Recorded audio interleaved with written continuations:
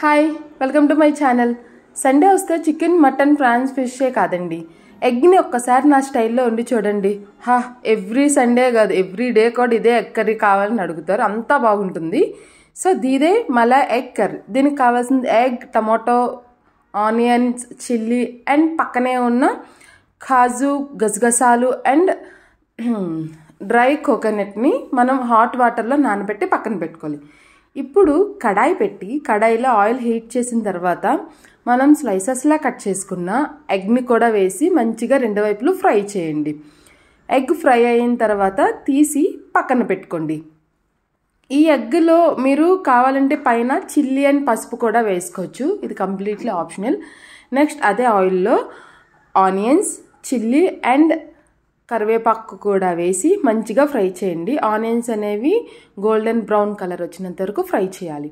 Next అందులోనే ఒక spoon ginger garlic paste కూడా వేసి మంచిగా ఫ్రై చేయండి.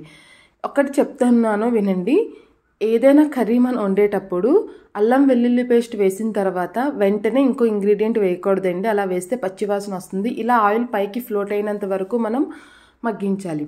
నెక్స్ట్ ఒక హాఫ్ స్పూన్ పసుపు, 2 స్పూన్ కారం, half spoon masala powder, 1.5 spoon ఉంటే సాల్ట్ లేదంటే రాక్ సాల్ట్ కూడా వేసి బాగా ఫ్రై చేయండి.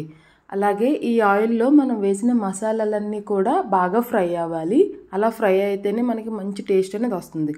నెక్స్ట్ టమాటా ప్యూరీ కూడా వేసి మగ్గనివ్వండి. ఈలోగా మనం ఇందాక నానబెట్టుకున్న ఐటమ్స్ ఉన్నాయి కదండి, అది మిక్సర్ జార్లో వేసి 2 స్పూన్స్ పెరుగు కూడా వేసి మంచిగా మిక్సీ పట్టుకోండి.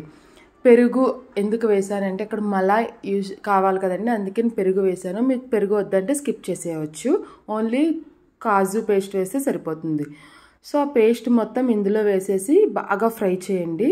చూడండి, సో ఇలా ఫ్రై చేసిన తర్వాత మీరు మూత పెట్టి ఒక 5 మినిట్స్ వదిలేసేయండి. ఆఫ్టర్ 5 మినిట్స్ మీరు చూస్తే చూడండి, నాకు ఆయిల్ ఎంత బాగా పైకి ఫ్లోట్ అయ్యి ఎంత బాగా కుక్ అయిందో.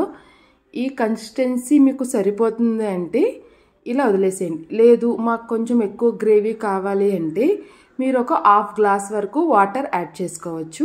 నేను ఇక్కడ హాఫ్ గ్లాస్ వరకు వాటర్ యాడ్ చేసుకున్నాను, బికాజ్ మాకు ఇది రైస్లో కావాలి కాబట్టి.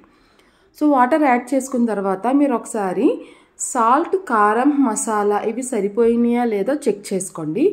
చెక్ చేసుకున్న తర్వాత మనం ముందుగా ఫ్రై చేసిన ఎగ్ కూడా ఇందులో వేసేసి మూత పెట్టి ఇంకొక 5 మినిట్స్ మగ్గనివ్వండి. ఈ కర్రీ చాలా సింపుల్ అండి, వితిన్ 15 to 20 మినిట్స్లో రెడీ అయిపోతుంది. చూసారా 5 మినిట్స్ తర్వాత నాకు ఎంత థిక్ గ్రేవీ వచ్చిందో. అంతేనండి. లాస్ట్ దించే ముందు కొంచెం కొత్తిమీర వేసుకొని మీ దగ్గర ఉంటే ఫ్రెష్ క్రీమ్ కూడా వేసుకోవచ్చండి. అంతే, ఫ్రెష్ క్రీమ్ వేసుకుని వెంటనే స్టవ్ ఆపేసి వేడివేడిగా సర్వ్ చేసుకొని తినండి.